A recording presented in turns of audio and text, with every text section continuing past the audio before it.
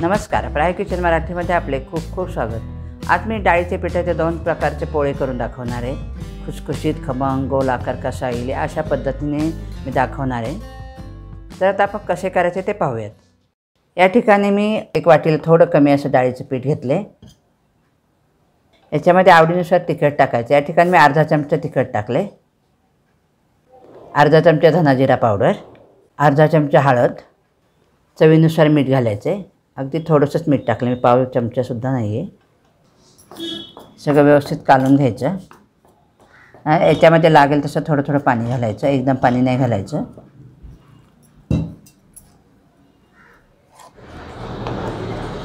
बघू शकता अशा पद्धतीने आपलं पीठ करून घ्यायचं आहे। या ठिकाणी जेवढं पीठ तेवढंच पाणी लागतं, जास्त पाणी लागत नाही याला।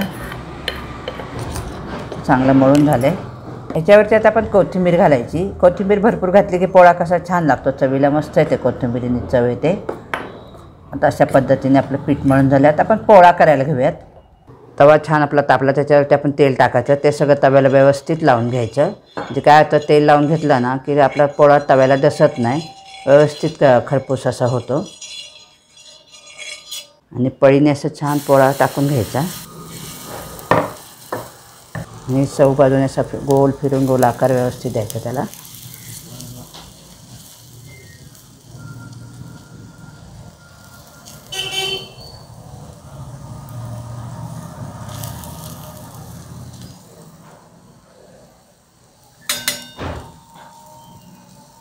थोडंसं असं तेल टाकायचं वरून आणि याच्यावरती झाकण ठेवायचं।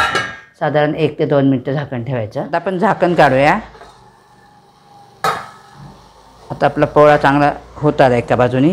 थोड्या वेळ असंच ठेवायचा, म्हणजे कसं चांगला उलटला जातो, त्याच्यावरची वाफ गेली की।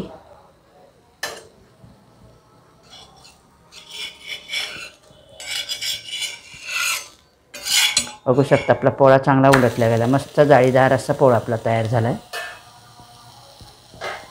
आता याच्यावरती आपण तेल सोडायचं बाजूनी। मस्त खरपूस असा जेवताना तोंडी लावायला किंवा मुलांना भूक लागली की आपला पोळा आणि चपातीची गुंडाळी करून खाल्ली तरी छान लागतो हा पोळा। आता आपला पोळा छान तयार झाला आहे। आता आपण हा पोळा काढूयात आणि दुसऱ्या पद्धतीचा एक पोळा करून बघूयात। बघू शकता मस्त आपला खरपूस छान पोळा तयार झाला आहे।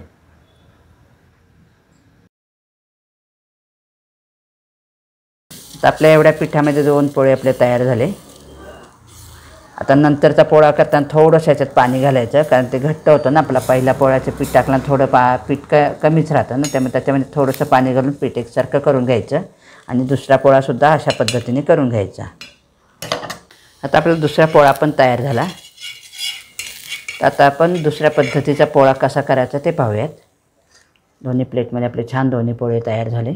आता पोळ्याचा दुसरा प्रकार करण्यासाठी या ठिकाणी मी 1 वाटी पीठ घेते, पाव चमचा हळद, अर्धा ते पाऊण चमचा तिखट, अर्धा चमचा धना जिरा पावडर, एक छोटासा कांदा मी छान बारीक चिरून घेतला आहे, तो आता याच्यामध्ये टाकते।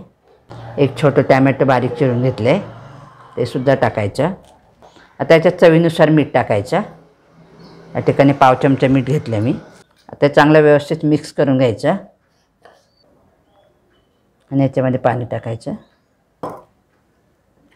अशा पद्धतीने पीठ मळून घ्यायचं। एका पिठाला पाऊण वाटी पाणी लागलं। आता याच्यामध्ये कोथिंबीर घालायची। कोथिंबीरसुद्धा छान बारीक चिरून घेतली, बारीक चिरून घ्यायची कोथिंबीर आणि भरपूर टाकायची, त्यामुळे पोळा मस्त लागतो। आता आपलं हे पीठ तयार झालं आहे। आता आपण पोळा तयार करायला घेऊयात। तवा आपला छान तापला, तर ह्याला आपण तेल लावून घेऊया। आता याच्यावरती अशा पद्धतीने पोळा सोडायचा आणि उलटण्याने असं व्यवस्थित गोल आकार त्याला द्यायचा।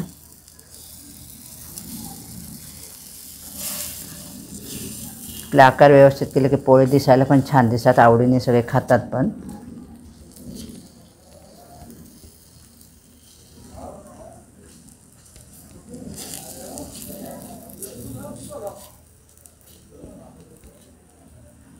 त्याच्यावरती आपण तेल सोडायचं।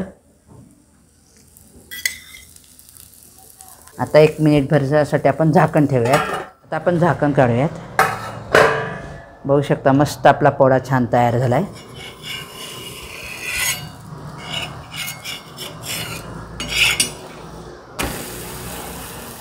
शकता मस्त कलर पण छान आला. टॅमॅटो कांदा घातलाहीसुद्धा आपल्या पोळ्यात दिसत नाही आणि पोळा खूप छान लागतो हा सुद्धा. आता याच्यावरती तेल सोडूया बाजूनी. पोळ्याला कसं तेल भरपूर वापरलं की पोळा खुसखुशी आणि छान चवदार लागतो. तर कशी वाटली आपली पोळ्याची रेसिपी, दोन्ही पोळ्यांची रेसिपी ती कमेंट करून नक्की सांगा. व्हिडिओ आवडले असेल तर व्हिडिओला लाईक करा आणि आपल्या प्राय किचन मराठी यूट्यूब चॅनलला सबस्क्राईब केलं नसेल तर नक्कीच सबस्क्राईब करा. आणि हे पोळ्याची रेसिपी आवडली असेल तर कमेंट करून नक्की सांगा कशी झाली ते. धन्यवाद.